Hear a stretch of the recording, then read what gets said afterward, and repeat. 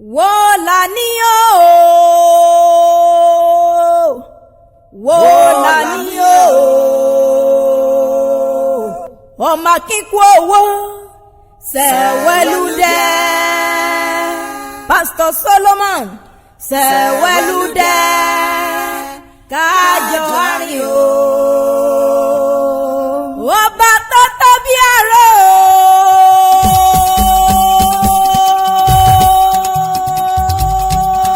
ọba rẹ̀ bí òsùn. Ọba náà ní ọba lánà ọba lọ́jọ́ gbogbo. Ọba kọ́dá ayé ọba ṣẹ̀dá ọ̀run. Ọba náà ní ọba lánà ọba tí ń jọba ní lọ́jọ́ gbogbo. Wọ́n lọ́wọ́ gbọ́gbọ́rọ́. Ẹlẹ́dùmarè wo mo wá àfọ̀pẹ́ fún. Lórí ayé Pastor Solomon akíkú owó tí sọjọ́bí lò ní mo wá àdúpẹ́. Ìran lọ́dún ní mọ́dún rẹ̀ lọ́dún. Oyin ṣètì ẹ̀ nínú afárá. Àfìbòjọ́ ṣètì ẹ̀ nísàlẹ̀. Pastor Solomon èrú ṣètì wọn lágìyàn. Ọba kan ṣètì ẹ̀ lókìtì bẹ́jọ láti mọ tiẹ̀ nínú àpà. Pastor Solomon ọba kíkú owó ṣètì ẹ̀ láàrin ọ̀pọ̀ ènìyàn mo bọ́ ọ dúpẹ́. Pastor Solomon mo ní ògbó bí òrógbó ti ń gbó.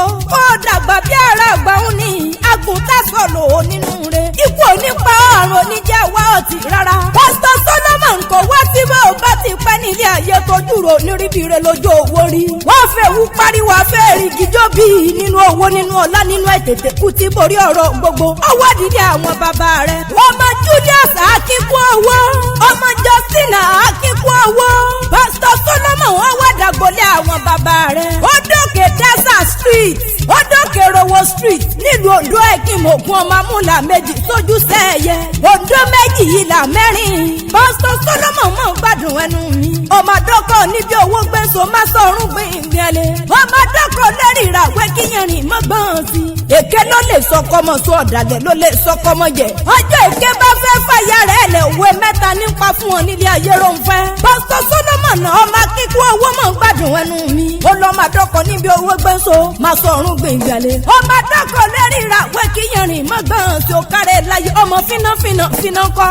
Ọjọ́ alágbẹ̀dẹ ò bá fínà. Pastor Solomon tọ́lọ́pọ̀tà ládàá wọn mọ̀rọ̀ lọ́nà oko ni wọ́n lé yẹ́rọ ńfẹ́ tí ìmúrin jẹ. Dùgbà rokoroko ẹjẹ́ bá wọn géètì tí ọ̀gán. Sáàmù péyìn alágbẹ̀dẹ òkúranrin nílé bàbá tó bí ọlọ́mọ. Ọmọ Ekimogun ará ilé àgbẹ̀dẹ ọmọ wúrin tún rìn rọgbẹ̀dẹ rẹ̀ tutù lọ́nà tí ire.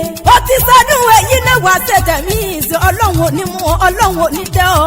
Ó ní kòkònà ìkóná ní kò ọ̀láìláì Ẹlẹ́dùmarè òní padà lẹ́yìn rẹ̀. Olùdásílẹ̀ ìjọ Jesus in my boat international ministry ní London.